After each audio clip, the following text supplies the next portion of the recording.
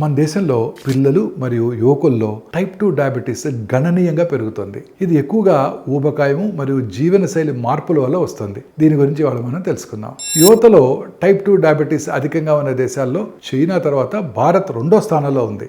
భారతదేశంలో పిల్లల్లో ఊబకాయం రేటు అమెరికా మరియు యూరోప్లో కంటే తక్కువగా ఉన్నప్పటికీ డయాబెటీస్ ప్రమాదం మాత్రం పెరిగిపోతుంది.